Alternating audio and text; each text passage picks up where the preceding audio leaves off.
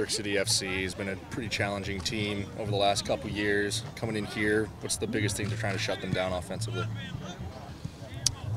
What's the biggest thing shutting down offensively?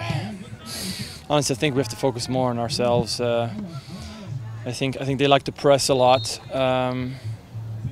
Maybe in part because their field back home is very, very small, and it's easy to cover the whole pitch.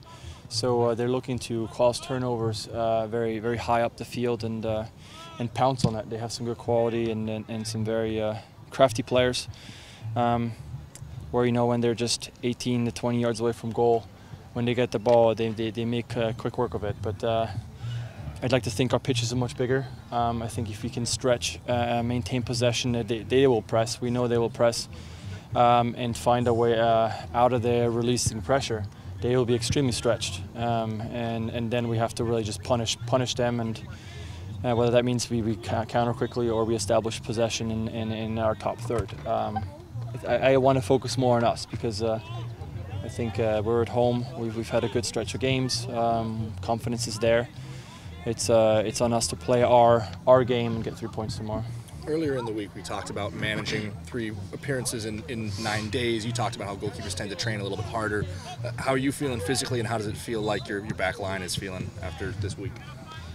It's good to have back line. As you know, we have Gustav back, we have Roman back, and it's allowed us to give Chad a well-needed rest. He's been a trooper out there, and I know he could have gone, but it's really nice to have that luxury to give him maybe a little rest. And we have competition now, but we also have, if one guy needs a rest or goes down, we have good depth there. So that's very, very important.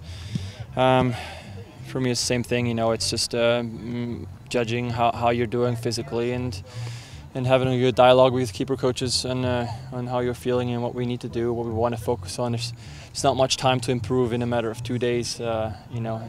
We take some of the positives out of the last game and look at some of the things we want to do better, and maybe try to implement those things in a small-sided game right away without actually working on them per se.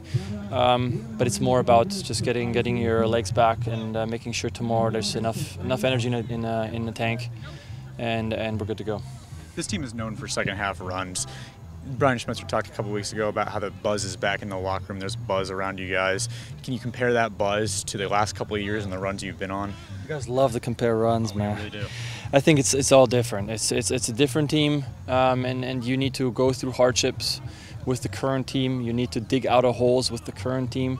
The last team, for the guys that have been here, great. You know that it's possible to get back out, but unless you actually do it as a unit, it's not going to happen as the unit that you have right now, right? So, yeah, of course our spirits are better.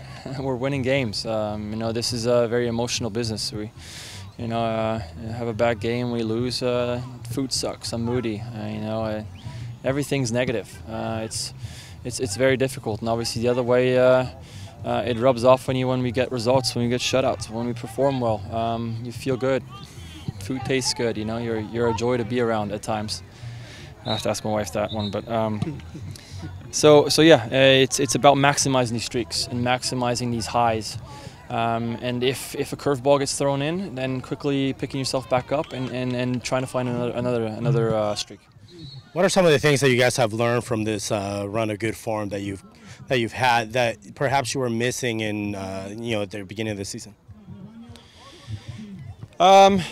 I think the last few games we've been a bit more proactive in going out there and playing, in terms of trying to go to the goal and trying to make things happen. We're always a possession-based team. We want to maintain possession. We want to be clean. We want to have the opponent chase us. But you have to be careful not to have that become your priority. Your first thought when you get the ball can't always be, oh, how do we maintain possession? We work so hard at times to bait a team over into one side, to hit a beautiful 40-yard switch to the other side.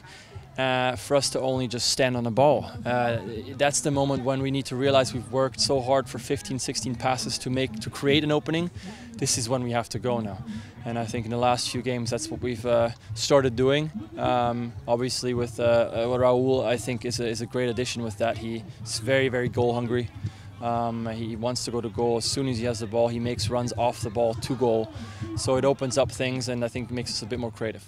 Professionally and personally, as it pertains to you, what are some of the differences that you've seen in your game over the last few games? You know, we always try to be ready for whatever team we're about to play, know their strengths and weaknesses, and then kind of work on it, but at the same time generally be, you know, distribution, crosses, shot stopping, be ready for all of that. But I would argue that in the last few games I've been able to help out my team a lot on crosses, which has been great. It's not something we were really focusing on in particular. We knew that there's a couple of teams who had strong guys on set pieces. But I think my positioning to get ready to come out has been decent, and it's allowed me to help my defense and really squish out the fire before it turns into something. And I know they appreciate it, especially when we're away from home, you know, in a difficult environment, to just come out, claim the ball, and maybe give us a couple seconds to relax. So I'm happy with that, but still a long ways to go. Trying to improve in every aspect, that one included.